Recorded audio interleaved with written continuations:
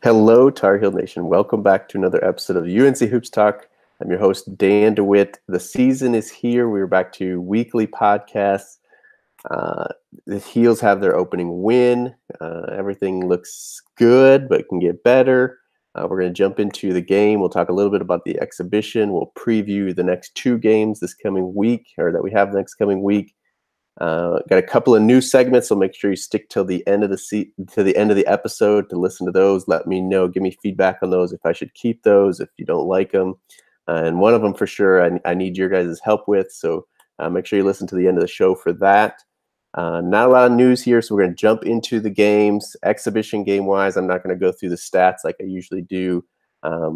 Good win for the Tar Heels, good to get in front of the crowd, see some live action against another team for us fans. Some good things, some bad things in there, but like I said, it's exhibition. We won pretty easily. Kind of did what we were supposed to do. Too many turnovers in that game, not enough rebounding, that kind of stuff. But yeah, we're not going to jump into the exhibition that much, or really any more than that, I'll say. Before I jump into the first game, guess our sponsor, brought to you by my t-shirts that I've designed. I would love for you guys to check them out and let me know. And if you got more designs, connect with me there. But go to my Twitter at alltarheeldan. The link is right there in my bio. Click on it. Look at the shirts there. Obviously, buy some if you like them. Let me know what you think about those, though. And yeah, if you have some unique designs that I could use copyright free, then let me know about that as well. Hit me up, and we'll discuss that stuff. But yeah, we're gonna jump into the opening game, the revenge game for the Tar Heels. We go to Wofford and play them. We lost 79-75. There's some fans of Wofford in the crowd that has the score on T-shirts. But yeah, we go in. This is like kind of the perfect first game, I think. Obviously, that's because we won, and but yeah, it was a good test. They were a good team with good players. A lot of returning from last year, especially ones that gave us trouble. Fletcher McGee was back, who kind of lit us up last year. Cameron Jackson down low, who dominated our big guys. Even Roy has said that. He had almost a double-double last year, plus 6 blocks and 3 steals or something like that. So yeah, really good test. Obviously, we're going into their gym, sold out, kind of their biggest game ever in their gym. And, crowd was into it. They were waiting for them to kind of go on a streak and take it to them. And it was a game, we didn't play great. We didn't play, I guess we played all right. I wouldn't necessarily say we played good. We kind of had a lead. I think they led early within the first 8 minutes or something. They had like a 2-point lead as their biggest lead, but really we led throughout the game, but never really extended it to where we were blowing them out. We kind of had control, but it's like if they go on a little run and get hot like they did the previous year, then we could be in trouble. So it kind of had that pressure on the guys, and kind of tested them. Like, hey, we had to keep making plays, we had to keep executing. But yet, obviously a game where we should win and take control. So our biggest lead was 17, I believe. So yeah, like I said, never really got away. They got it down to like 3 late in the second half, or second part of the second half. So again, the pressure was on the guys to execute, to make shots, to do all the little things to make sure they won, and they did. So that's good. As far as players go, well, I should say, if you don't know or didn't see, we did win 78-67. They did hit a couple of late threes to make it kind of closer than what it was towards the end of the game. And as far as their players go, Fletcher McGee did end up with 21 points, but it took 23 shots to make that, to get that. He shot 3 for 16 from the 3-point line. Kenny Williams pretty much sacrificed his offense. He did not score a point in his 29 minutes, but chased him around and gave him fits. Leaky Black did a good job using his length again against him. They just never let him get going. He had a couple of shots, and it's like, oh man, here goes, and they just kind of shut him down. So Cameron Jackson, for them, almost had a double again. He had 10 points, 9 rebounds, but no blocks this time. A couple of steals, but and Garrison kind of talked about in the locker room afterwards, like he had taken it personal that they'd been dominated. He started that game last year, and obviously if you know anything about the game last night, you know how well Garrison did, but he took it personally, took it to Cameron Jackson, that is, and that we dominated down inside. Garrison Brooks, I mean, where would we have been in the first half? I tweeted that out as actually, where would we have been without Garrison Brooks' first half? We probably wouldn't have been winning. That's probably for sure. I was going to quick look at halftime scores. I don't know if I can find it here quickly. Yeah, I don't see it, but I'm trying to remember. Oh, here it is. We were up 33-26 at half. So yeah, I think it's pretty safe to say without the first half that Garrison Brooks had, we wouldn't have been winning, or at least definitely not by that. Again, they weren't playing. We weren't letting them. I should say. I don't know if they weren't playing bad, but we were definitely Oliver McGee not letting him go. So maybe someone else would have stepped up, but the huge first half for Garrison Brooks offensively, defensively, I think as well, or just rebounding wise. But yeah, for our guys, Luke May led the way, 24 points, kind of a quiet 24 points. He just shot 7 for 13, had a couple of 3-pointers, but kind of the bright spot there was he was 8 for 9 from the free throw line. We've heard about his struggles from the free throw line in the past, even though he is such a good shooter. So it's good to see him go 8 for 9 from the free throw line.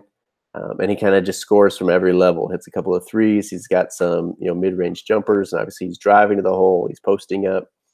Ended up with 7 rebounds as well. He had 4 assists as well, so that was good. Garrison Brooks then career high 20 points, just 5 rebounds. We needed some more rebounds out of him, but shot 9 for 15. A lot of dunks, a lot of just putbacks and stuff. And he was just, and he kind of showed some Bryce emotion there after some of his and ones and after his dunks and stuff. So that's good to see. And he said again in the locker room, he took it personally last year.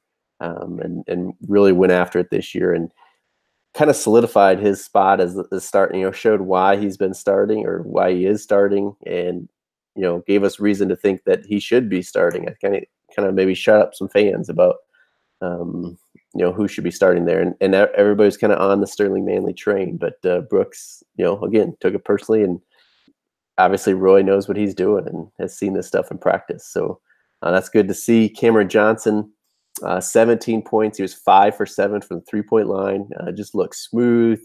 I don't know. I don't think you can really tell a difference from last year. I know there's been a lot of talk of he's healthy now. He had the hip surgery and stuff, and I don't know that you can necessarily just see it unless you're really looking. But I think we can see the difference here. 5 for 7 to 3. Just didn't look like he was going to miss.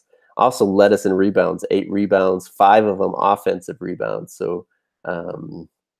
That was good to see from him, and gives maybe Roy a little bit more confidence that he could play that small lineup that everybody wants to see if Cam is going to rebound like that. So then closing out the starters, Kobe White, 8 points. He struggled shooting. He was 1 for 5 from 3-point line, but his 3 was big in the second half there. He shot 3 for 10 overall, a couple of rebounds, 3 assists to 2 turnovers. He did look sloppy. He was bull rushing into the lane into several guys early in the game. But then late in the game, it looked like he kind of settled down, and hopefully that's now the Kobe White we see. Hopefully he can pick his spots a little bit better of when to get to the rim and all that stuff. But again, like I said, a good first game for these guys, an away game, a team that we should be able to beat, but yet gave us some competition there. And like I said, Kenny Williams didn't score, did have 6 rebounds, 5 assists. He was over 3 shooting, so he didn't even really shoot that much. But obviously, we know what he gave us defensively. And then kind of, obviously, it's a question mark when Kenny Williams doesn't score like that. But to me, kind of the bigger thing is we only got 9 points off of the bench. Seventh Wood gave us 2 points. On his only shot, and it was a nice layup that he had on the fast break, I believe it was. Gave us 3 assists. He just had 1 turnover. He had a couple of steals. And that's just in 16 minutes. He would just look kind of steady to where Kobe would look jittery and kind of out of control. Sometimes Seventh came in, kind of calmed us down, gave Kobe some time on the bench to kind of just watch and hopefully learn. But really Leaky Black as well gave us good minutes at the point, and overall. Like I said, he played some good defense on McGee, but he just looked kind of steady as well. He missed his only shot, but it looked like a good shot. Only gave us one rebound. He played 8 minutes, but again, just kind of looks steady, and you could kind of see where he could slide in and give us some valuable minutes.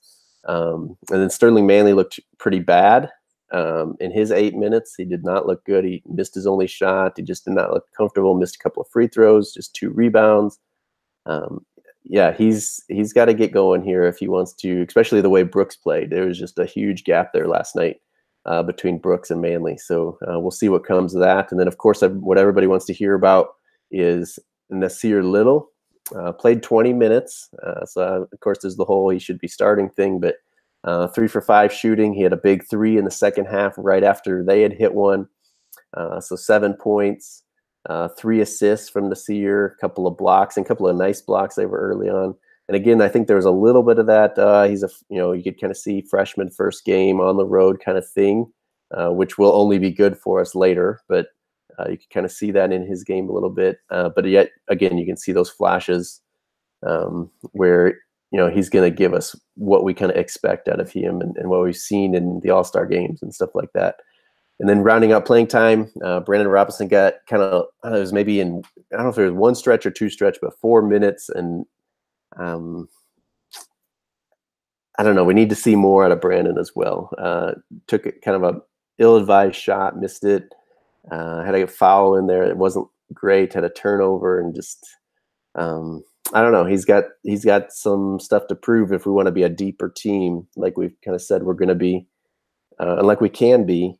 But then we need valuable minutes from those guys. And then I was kind of surprised. I didn't think Andrew Platek got in at all. The box score here says he was in for less than a minute, 0+ minutes. Gave us nothing here. But I really thought Roy, we know that he likes him and stuff. Thought he would have got some more minutes there, but we didn't. We'll see. Elon game coming up. He'll get more. We'll see more lineups in that. We'll talk about that in a minute. But team-wise, like I said, we won 78-67, out-rebounded them 35-27, not as big as kind of what we thought it would be or maybe what it could have been, but they got a lot of rebounds off of their missed threes. They had 9 offensive rebounds, and a lot of those were long misses or long rebounds off of missed three-pointers. Shooting-wise, for the game, we shot 49% overall, 41% from 3, so obviously that 3-point one is kind of more impressive there than the overall, but not bad. Free throws, we shot 73%, which is okay, I guess, as a team. You'd like to get more, maybe up closer to 80. But we, like I said, we took care of business here, got the first game jitters, got the road game jitters out of the way. And I think it was just a good game for us. Maybe not overly impressive, but I think a really good first game. And yeah, I think this will be valuable for us as we get into the tough schedule we know we have. And we got the win, so obviously it's easier to say after that. So looking ahead here, we got Elon Friday. That's a 7 p.m. Eastern tip on ESPNU. Like I said, they will not be. It's at Elon. We're opening up their gym, so it's going to be a huge game for them as well. There's going to be probably a lot of energy, but they're not as good a team as Wofford, so we should win more easily. But also try more lineups. Roy will get more guys in there. Another person we didn't see is B. Huff. Obviously, he's been behind because of injury in the preseason practices and stuff. But I'm guessing he'll get some minutes. Probably even Walker Miller. Obviously, getting B-Rob some more minutes, getting Platek some more minutes, and I imagine we'll see that. Yeah, I don't know. It'll be interesting because then we come back home for the home opener on Monday, November 12th against Stanford. The return game of us going out there last year. Obviously, Jared Haas coming in. It's a 7 p.m. Eastern tip as well on ESPN2. And so, yeah, it'll be good to see the guys on the Roy Williams court again after the exhibition home opener. So the fans should be into it. Stanford is not as good. Everybody knows they lost Reed Travis to Kentucky as a graduate transfer. Won't be as good this year. But of course, good to see Jared Haas. It should be a good home opener as well. Again, a comparable opponent that we still should beat, and we can try some stuff out and look at some stuff. And those are the only 2 games then before the next podcast next week. So that's Monday. I plan on podcasting next Tuesday. I hope that you'll subscribe and stick with this journey through the 2018-19 basketball season, which should be an exciting one. And yeah, we have the pieces. We got to shore up some stuff for sure, but it should be good. So before I end this podcast, I did want to jump into a couple of new segments that I was going to introduce and kind of see what you guys think. Should I keep them? Should I, you don't want this out of this podcast, but I would love to get some feedback on it. But the first one is just kind of an overview of college basketball, anything, any big games that have happened or what's kind of going on in the landscape of college basketball. Picked a horrible time to kind of introduce this because what everybody's talking about from last night is the Champions Classic and specifically Duke. But first, kind of the Kansas-Michigan State game. Kansas looked really good. I was kind of flipping back and forth on commercials of the North Carolina game and then saw the end of it. They kind of let up and let Michigan State back into it and kind of got away from what they were doing well early in the game. But, their freshmen came in. Grimes hit some threes. Dietrich Lawson didn't even have a good game and had some really good stats, 20 points, 9 rebounds or something, a few blocks. Azubuike down low looked really impressive. Looked like he's going to be hard to stop.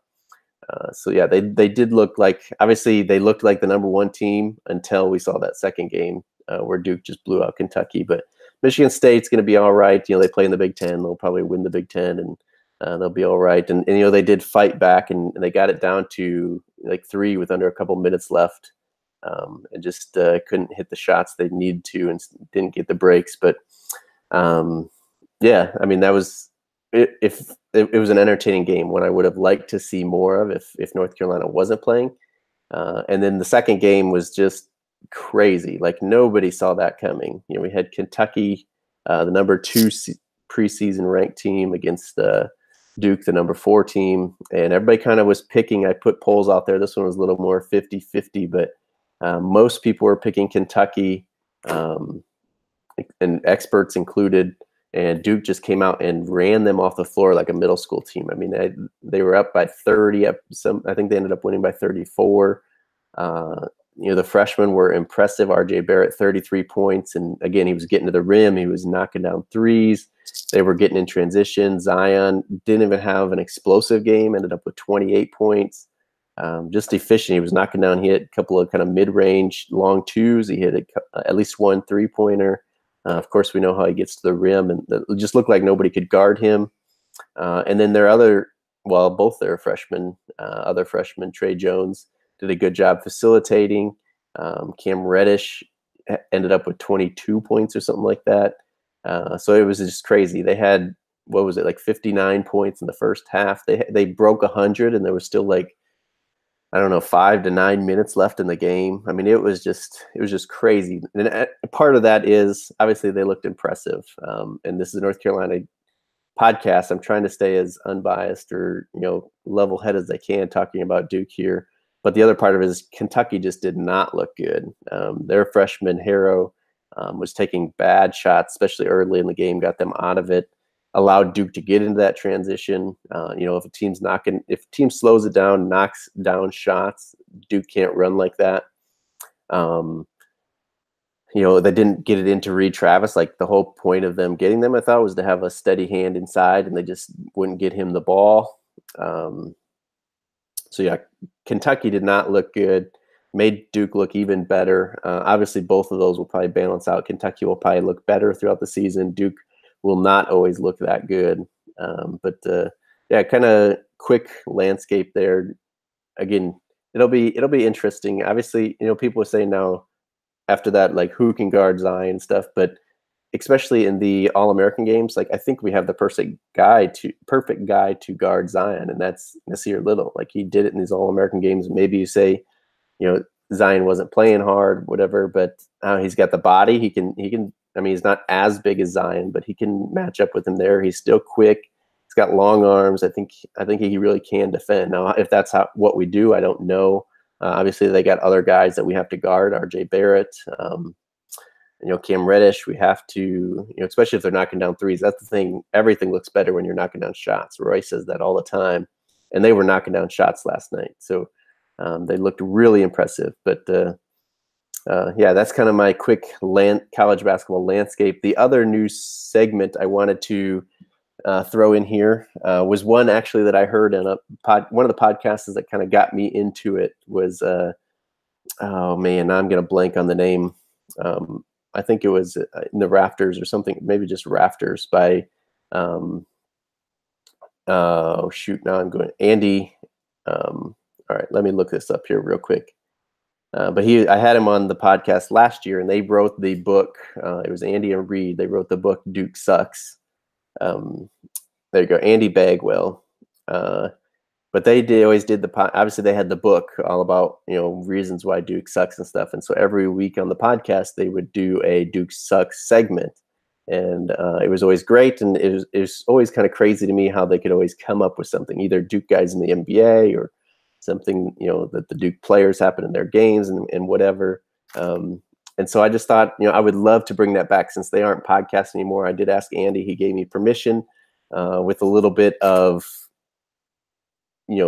throwback to them. This is inspired by them. Check out their book, Duke Sucks.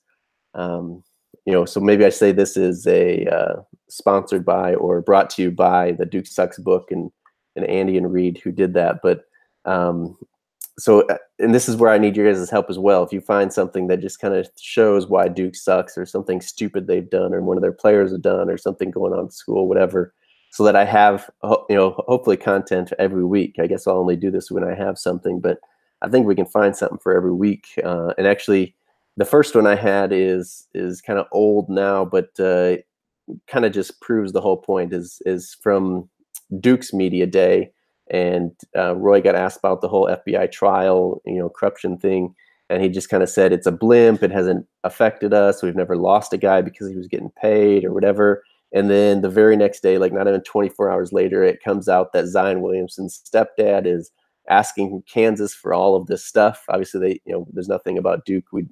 But you just kind of assume like, okay, so if he's asking Kansas for this, why would he not ask Duke for that? And if he ends up going to Duke, doesn't that kind of mean that probably got something? Why would he just change his mind and commit somewhere else if Kansas was going to pay it? Like the text messages kind of say like they were going to pay it. So just typical Duke there, K, all that stuff. And then the other one in the NBA last year, since they claim Kyrie Irving, although he played 11 games, but he was playing against the Nuggets, and Jamal Murray from Kentucky took a late three when they were winning because he was trying to break 50 points.